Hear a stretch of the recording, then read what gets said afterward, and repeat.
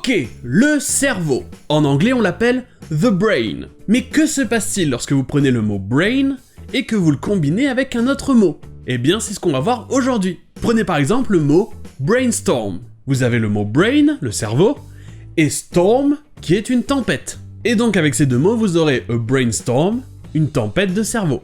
Et ça en français, on va le traduire par brainstorm, parce qu'on n'a pas vraiment de mot pour ça en français. Et vous le savez probablement, l'idée de ce mot brainstorm, c'est que c'est plusieurs personnes qui réfléchissent et balancent des idées pour créer quelque chose ou résoudre un problème. No, we should think this through. That's great. Brainstorm. Et donc vous avez plusieurs cerveaux qui travaillent ensemble, formant une tempête de cerveau. Mais à vrai dire, ce n'est pas vraiment l'origine du terme. Ça viendrait plutôt du verbe to storm, qui veut dire attaquer quelque chose en groupe. Comme par exemple le SWAT qui débarque dans un bâtiment, on dira qu'il storm the building. And he comes to me with a plan. He wants to storm the building through the sewers. I said, no, we'll negotiate. Turned out the ELN didn't negotiate, so they put out a kill order. They storm the basement, and what do they find? They find it empty. Et donc ici dans Brainstorm, c'est en fait plusieurs cerveaux qui s'attaquent à un problème, plusieurs brains qui storment un problème. Sinon, prenez le mot brain et le mot dead, qui veut dire mort. Vous aurez brain dead, ça veut dire être en état de mort cérébrale. Le cerveau est mort, il ne fonctionne plus. Mais à part ça, ça veut aussi dire juste être bête ou stupide, être brain dead.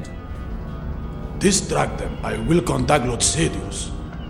Are you brain dead? I'm not going in there with two Jedi. Du côté plus familier, vous aurez le terme brain freeze. Freeze voulant dire gelé. Et donc brain freeze, c'est avoir le cerveau gelé. Et comme vous le savez sûrement, ça veut dire avoir mal à la tête ou froid au cerveau parce que vous avez mangé quelque chose de froid trop vite. Et dans cet extrait du film Hot Fuzz, ça sera même suivi d'un autre mot avec brain. The one killer actually. So Mario, you got brain freeze? No, I got brainwave. Get us back to the station now! Et ici, on trouve donc aussi brainwave. Wave, c'est une vague ou une onde. Donc brainwave, c'est littéralement une onde cérébrale. Mais comme j'ai découvert en écrivant cet épisode, brainwave c'est aussi, en anglais britannique, une idée de génie. Une excellente idée que vous avez d'un coup. Mais bizarrement, en anglais américain, une idée de génie, c'est aussi un sens de brainstorm. Mais je me souviens pas avoir déjà croisé ce sens. Mais comme on est sur les traductions littérales comme brainwave, vous trouverez aussi brainwash. Wash, ça veut dire laver, donc brainwash, ça veut dire un lavage de cerveau ou laver le cerveau à quelqu'un. Is that you brainwashed, Mindy? You say brainwashed, I say made it into a game.